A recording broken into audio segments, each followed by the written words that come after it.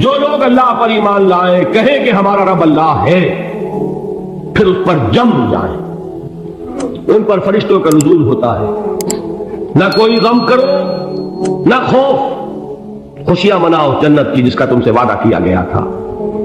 اللہ کی ربوبیت پر اطمینان جب انسان کو ہو جاتا ہے، میرا رب اللہ ہے، ربی اللہ، انسان کے لیے نہ کوئی کھٹکا، نہ کوئی خطرہ، نہ کوئی خوف، نہ کوئی حزن۔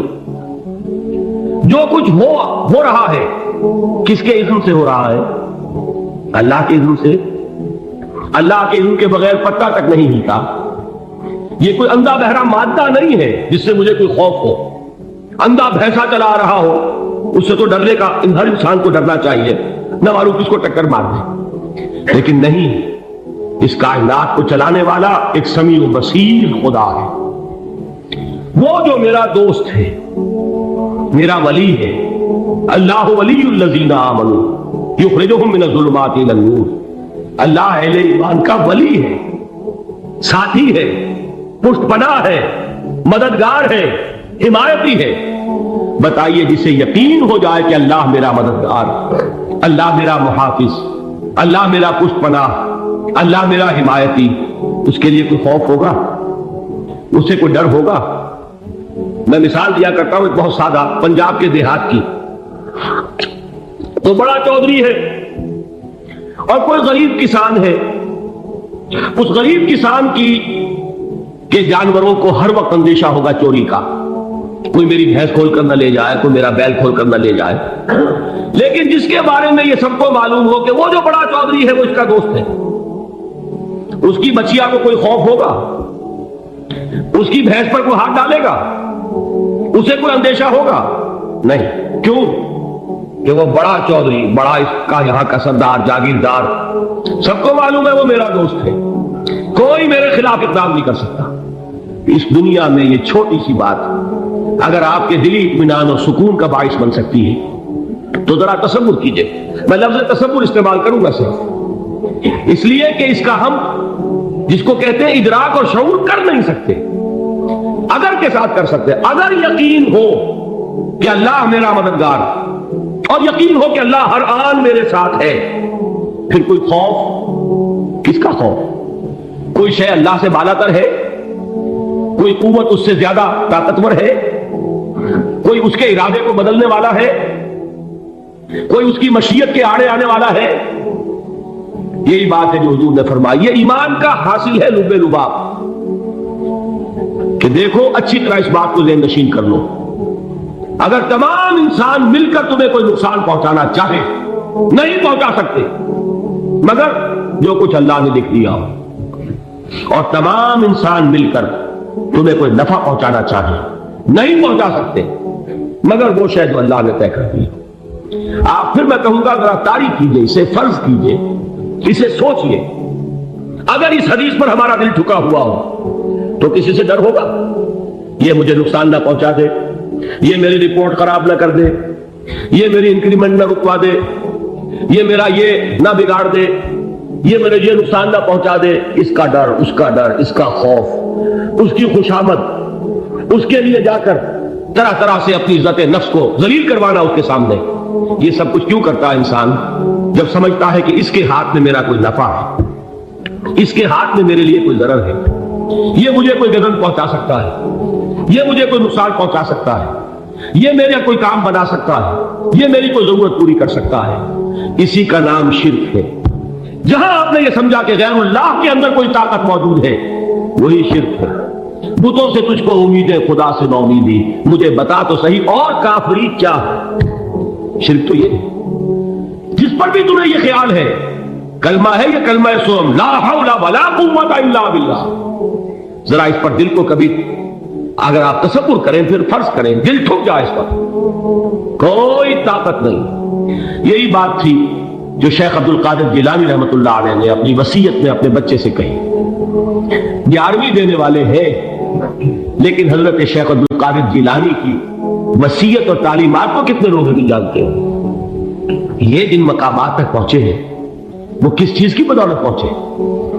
انہوں نے جو پیغام دیا وہ کیا تھا؟ اے میرے بچے، جس طریقے سے قرآن مجید میں حضرت لقمان کی نصیحتیں جو ہے نقل کر دی گئی ہیں، میں یہ عرض کروں گا بالفرض اگر قرآن حضرت عبد القادر جیلانی کے بعد نازل ہوا ہوتا تو شیخ عبد القادر کی یہ نصیحتیں بھی قرآن میں درج ہوتی. اتنی اونچی نصیحتیں ہیں. اے میرے بچے اس حقیقت کو ذہن نشین کر لے, لا فاعل فی الحقیقت ولا مؤثر الا اللہ.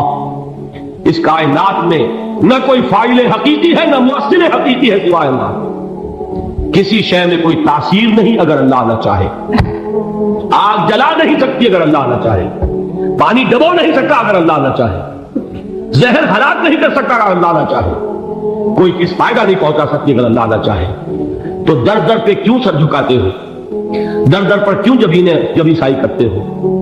سب کے سامنے کیوں ہاتھ پھیلاتے ہو؟ ایک اللہ سے مانگو, ایک اللہ کے سامنے زمین پر اپنی جبین رکھو. لا فاعل فی الحقیقت ولا مؤثر الا اللہ. نظر آتا ہے ہمیں کہ پانی پیاس بجھا دیتا ہے. پیاس بجھانے کی صلاحیت پانی میں نہیں ہے, اللہ کے اذن سے. کھانا بھوک مٹا دیتا ہے.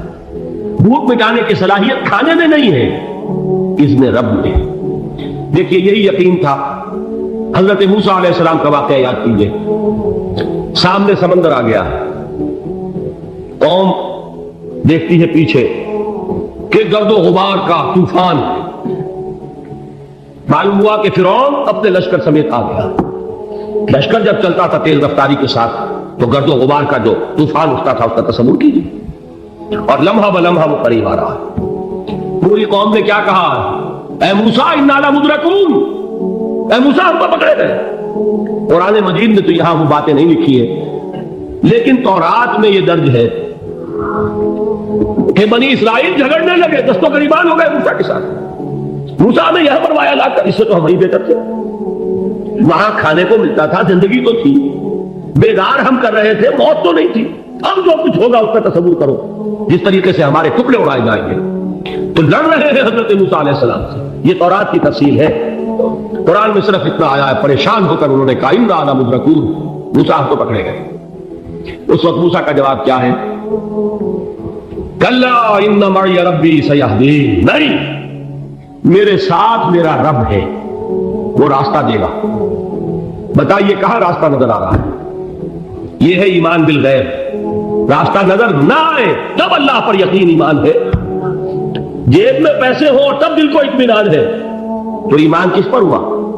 پیسے پر, اللہ پر نہیں. جب وسائل و ذرائع نہ ہو اور پھر یقین ہو کہ اللہ مسبب الاسباب ہے, وہ اسباب کا پابند نہیں ہے, وہ اسباب کا محتاج نہیں ہے, اسباب اس کے محتاج ہے. اگر یہ یقین ہے تو اللہ پر ایمان ہے.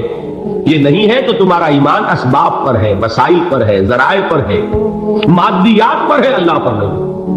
اس وقت کہاں راستہ تھا؟ کوئی راستہ تھا؟ سمندر ہے اور ادھر سے لشکر آ گیا ہے. کلا ان معی ربی سیہدین. اب دیکھیے ایمان کہہ دینا آسان ہے, ہوا معکم اینما کنتم, جہاں کہیں بھی تم ہوتے ہو اللہ تمہارے ساتھ ہوتا ہے. لیکن اس کا یقین قائم ہو جائے تو زمین و آسمان کا فرق واقع ہو جائے. یہی بات ہوئی حضور کے ساتھ. غار ہے, چھپے ہوئے ہیں محمد رسول اللہ اور آپ کے وہ یار غار ابو بکر صدیق رضی اللہ تعالی عنہ. اقبال نے حضرت ابو بکر کی شان میں چند اشعار کیسے ہو, لیکن واقعہ یہ ہے کہ بھاری بھاری نظموں پر اور قصیدوں پر بھاری, طویل ترین نظمیں اور قصیدے ہوں ان پر بھاری. ہمتیں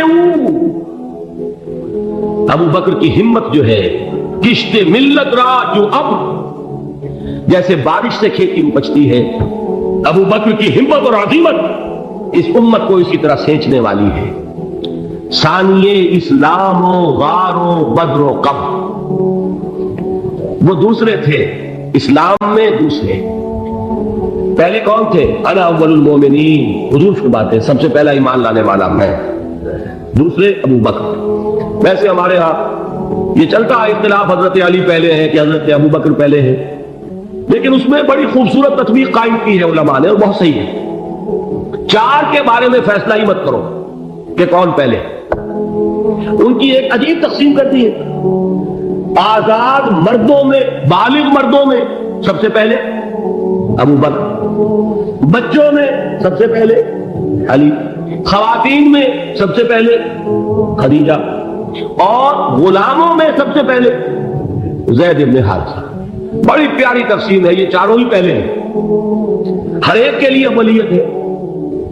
اور واقعہ یہ ہے کہ اگر زمانی اعتبار سے تعین ہوگا تو پہلے خدیجہ الکبریٰ آئیں گی رضی اللہ تعالیٰ عنہ۔ کسی اور سے بات کرنے کی نوبت بعد میں آ سکتی ہے، پہلے تو اہلیہ محترمہ سے بات ہوئی، آتے ہی پہلی وحی ہوئی ہے، ابھی تبلیغ کا حکم نہیں تھا۔ کس کو بتایا واقعہ؟ ابھی اپنی نبوت کی تبلیغ کا تو حکم ہی نہیں آیا۔ واقعہ کس کا ہے؟ وہ خدیجہ کا ہے۔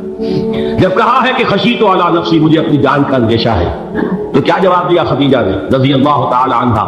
وہ صدیقۃ الکبریٰ ہے۔ صدیقات جو ہے خواتین، ان میں چوٹی پر خدیجہ الکبریٰ ہے رضی اللہ تعالی عنہ، اور صدیق جو مرد ہیں ان میں صدیق اکبر ہے ابو بکر صدیق رضی اللہ تعالی عنہ، لیکن صدیقات میں چوٹی پر۔ جب حضور نے فرمایا خشیت علی نفسی، کیا فرمایا، کیا عرض کیا، کیسے تسلی دی؟ نہیں، اللہ آپ کو ضائع نہیں کرے گا، آپ غریبوں کے ہمدرد ہیں، آپ مساکین کے تکالیف رفع کرنے والے ہیں، آپ بیواؤں کی سرپرستی کرتے ہیں، آپ مسافروں کی خدمت کرتے ہیں، اللہ آپ کو ضائع نہیں کرے گا۔ یہ یقین ہے اس خاتون کے اندر۔ خیر وہ ایک علیحدہ بات ہو جائے گی۔ میرے دل پر حضرت خدیجہ رضی اللہ تعالیٰ عنہ کی شخصیت کا بڑا گہرا نقش ہے، جو وہ کوئی اور ہی وقت اور موقع ہوا تو بیان ہوگا۔ بہرحال اقبال نے ایک مصرے میں جو 4 اولیتیں جمع کر دی ہیں، ہمتیں کشت امت را چو ابر، ثانی اسلام و غار و بدر و قبر۔ اسلام میں حضور کے بعد پہلے کون؟ ابو بکر۔ غار میں حضور کے ساتھ کون؟ ابو بکر۔ بدر کی رات اللہ کا رسول سر بسجود، وہ جھاڑ، وہ گھاس پھوس کی جو جھوپڑی بنائی گئی تھی، اور وہاں تلوار ننگی لے کر پہرا دینے والا کون؟ ابو بکر۔ اور اس حجرہ عائشہ میں محمد کے بعد سب سے پہلے دفن ہونے والا کون؟ ابو بکر رضی اللہ تعالی عنہ صلی اللہ علیہ وسلم۔ وہ جو معاملہ میں سنا رہا تھا غار ثور کا، حضرت ابو بکر بھی حضور کے خیال سے لرز گئے ہیں۔ آپ کو یاد ہوگا کہ جا کر پہلے تمام جتنے سوراخ تھے انہیں بند کیا۔ ایک سوراخ رہ گیا تھا جس کو بند کرنے کے لیے کوئی کپڑا نہیں تھا، وہاں اپنی ایڑی رکھی ہے، تب کہا ہے حضور سے تشریف لائیے، اور اپنے زانو پر حضور کو لٹایا ہے، اور وہاں کسی موذی جانور نے کاٹا ہے، حضور کی آنکھ لگ گئی تھی، اس وقت اس بل کے اندر جو بھی بچھو ہے کیا ہے اللہ عالم، اس نے کاٹا ہے۔ اس کی تکلیف کی وجہ سے ابو بکر کی آنکھوں سے آنسو ٹپک گئے، حضور کے چہرے مبارک پر پڑے ہیں، تو حضور جاگے ہیں، معاملہ کیا ہے؟ ایڑی نہیں ہٹائی وہاں سے، مبادا وہ جانور وہاں سے نکل کر محمد الرسول اللہ کو کوئی گدن پہنچا دے، ابو بکر کی ایڑی ہے، جس طرح چاہے کھا لے، ختم کر دے، جان نکل جائے تب کوئی آنچ آئے محمد پر تو آئے، لیکن جیتے جی نہیں۔ وہ ہے ابو بکر۔ حضور کے خیال سے اس وقت حضور نے پھر اپنا لعاب دہن لگایا ہے، اور اس سے پھر آپ کی تکلیف ختم ہوئی۔ جیسے خیبر میں حضرت علی کی آنکھ دکھ رہی تھی، اس کو جو شفا حاصل ہوئی وہ بھی حضور کے لعاب دہن سے ہوئی۔ تو بہرحال اس وقت انہوں نے کہا ہے کہ اے نبی یا رسول اللہ، اگر اس وقت ان میں سے کسی نے غیر ارادی طور پر بھی اپنے قدموں کی طرف جھانک لیا تو پکڑے جائیں۔ کیا جواب تھا اللہ کے رسول کا؟ لا تحزن ان اللہ معنا، اللہ ہمارے ساتھ ہے، کیوں گھبراتے ہو ابو بکر؟ یہ ہے ایمان باللہ، میرا مالک اللہ، میرا رازق اللہ، میرا محافظ اللہ، میرا مددگار اللہ۔